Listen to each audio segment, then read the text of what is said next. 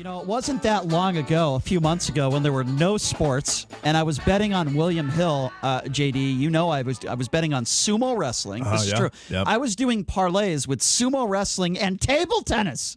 It was unbelievable. Actually, I have to say, it was a good time. You went from sumo wrestling to Russian table tennis. Which was rigged, then you figured out what that rig was. And then soccer, and then you finished with Korean baseball. A few soccer games and a few Korean baseball games, but I figured in table tennis, these guys are not making a lot of money. And I know a little bit about table tennis. You can tell if they're screwing around. They had in-game wagering in table tennis. William Hill is the best because they will let you bet on anything. It is great. I believe William, and they're not paying me to say this, I think William Hill by far has the best on your phone app that you can have. It's the best. But anyway, the guy joining us on the line right now, he is with William Hill. He's sportsbook director Nick Bogdanovich. Nick, thanks for joining us. How are you? I'm doing great, guys. Nick, am I a degenerate because 3 months ago I was doing parlays with sumo wrestling and table tennis? No, I think you were just trying to fill a little time. Let's face it, this COVID has been very, very stressful, to say the least. So if you can kill a few minutes doing something, I'm all for it. I actually enjoyed it, too. I'll be honest with you. I didn't have any inside information on any of these sumo wrestlers, but I did it because it was fun. Can you talk to us a little bit about how these books have been doing recently? I mean, I really enjoyed the PGA Championship over the weekend. I know golf has been doing okay for you guys. How have you guys been doing with Major League Baseball, NHL, and NBA? Yeah, no, the people are dying to play sports right now. Handles up across the board. It doesn't matter what sport. UFC and golf really took off when they had the stage to themselves. I mean, a lot of new customers to those sports.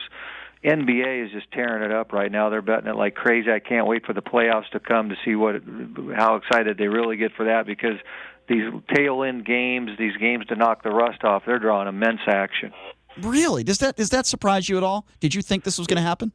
It did. I mean, obviously, the first two games that were on national TV, and it was Clippers-Lakers, and Zion was in the other one. I knew they would kill it, but every day, I mean, and it stretched out every day. I mean, there's a game in the morning. Like today, there was a game at 10, 11, 1:33. They just keep rolling over and over, and the action's amazing. So I think each team has about 2 or 3 games left, and then the playoffs start. And then it'll be like the NHL, which the playoffs start today. So, yeah, no, the action's incredible right now. Does it affect it at all, the fact that some of these NBA games are early, and they're in the morning, and these games are at weird hours? Because that surprises me a little bit. You would think that the games that would be bet on are games that a lot of people can watch, but I would imagine if there's a game at 10 or 11 a.m., not everybody can watch it. Well, no, Brian, you got to keep in mind, though, unemployment's very high, so a lot of people are just sitting at home right now still. Well, that's true to an extent, a little bit, but if they're unemployed, I know Nick probably wouldn't want me to say this, but if they're unemployed, they probably shouldn't be betting $500 on an NBA game. But they're getting paid $600 a week, at least they were. That is true. Does that make any sense, though, Nick? I mean, are you still getting good action on some of these games earlier in the morning? Yeah, it's crazy. When we have early starts and anything that's isolated, whether it's soccer, ping pong, if it's almost by itself, it writes business. So, like Brooklyn and Orlando played at 10 o'clock today, and the business was incredible. Here's a completely meaningless game, and at 10 o'clock they were betting the first quarter like it was going out of style. Wow. One sport that's been doing exceptionally well, at least according to BetMGM, is NASCAR. They say that their action is up 1,300%. Are you seeing the same thing at William Hill? It is. I mean, but NASCAR is way down the pecking order. So when it's up like 1,300%, it's not like raising the bar real high. Right. But NASCAR was one of the few sports that came back early, and there's no question that the handle was increased on the to win it all and the matchup. So hats off. We have developed a few more NASCAR fans. And so, yeah, I mean, it's across the board like that. Any of those sports that came back early really seen a rise in the betting, really has. So you saw that Dustin Johnson, obviously a better place, a $350,000 wager on him through DraftKings to win the recent PGA event. Have you had any major action, or did you have any major action on Dustin Johnson? Any similar bets, and how's your golf handle going? Handles out of the golf's been my most the happiest moment of this COVID thing, is because it's way up. It's like up 500%, and I always commented that golf was the most underperforming sport, and I think it's the greatest sport. It's my favorite sport, so I couldn't understand why people didn't want to bet it, but it's really taken off. PGA was outstanding. We didn't have any major bet like that, but there was plenty of bets on Colin Morikawa. Really? who's living here in Vegas now. Yep. We got our butts kicked on that. So hats off to the bettors out there. They were smart enough to take 30-1 on Colin Morikawa. Wow, that's incredible, 30-1. And I know that in your in-game wagering, I guess because you guys do that. It's interesting with golf where on a weekend or even Thursday, Friday, if it's a bigger tournament, and even in some of the other tournaments, right, Nick? You guys adjust your odds to win. I don't think some people realize that you can bet on the odds to win the tournament. And what more exciting thing to do, like on a Sunday afternoon when you're watching a major and somebody's on the 13th or 14th hole and you think they're going to win, you can bet on them. You guys keep that up. And that's something you've started to do in the last few years recently, right? Yeah, that's me. I do it on Sundays, babysit it all day long. On the majors, we do it on Saturday and Sunday. But yeah, no, it was very exciting. Before that round, he was 10-1, and then he went as low as 3-1, and he was bouncing all over the place. Can you explain to me, Nick, how that works? Because that's got to be difficult. You're watching the national feed, right? You're watching, I would imagine you're watching, obviously, the golf if you're putting the lines on it. But you're not on the golf course, and you have different players that are making putts or hitting shots that could one shot can as you know, can dramatically affect the outcome.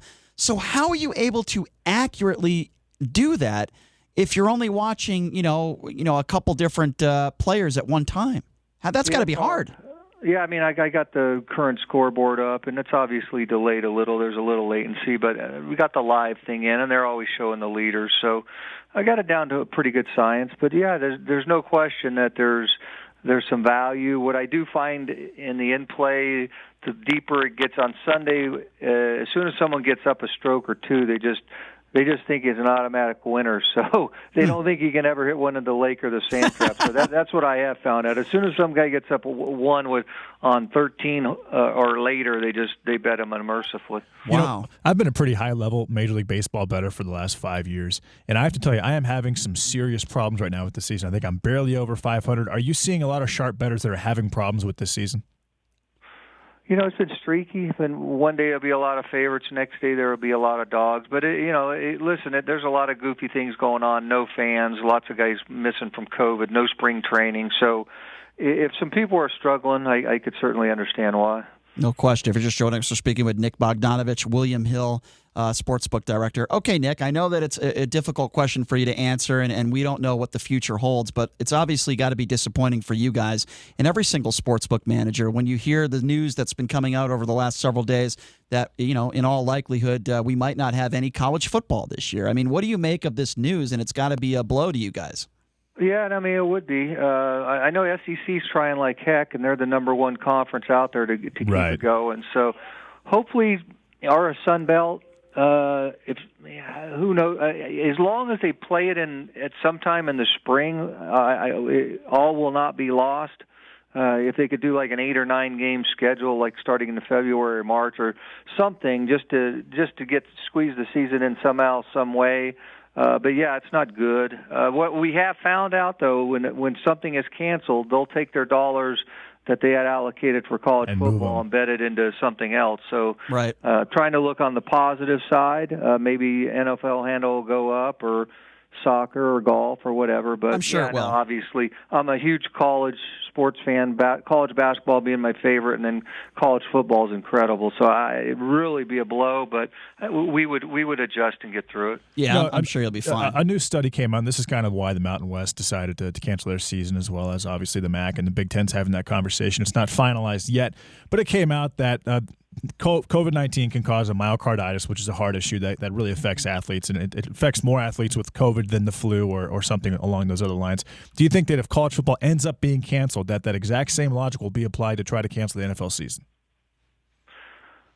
I don't. That's a hard one for me to answer. Obviously, the NFL is paying real close attention to what's going on here in the last 3 or 4 months with all these sports, and they got the resources like nobody's business to pull it off. So if anyone could pull it off, it'll be the NFL. No question. Nick, I appreciate your time as always. Keep up the great work at William Hill. You guys do a great job, and thanks for coming on.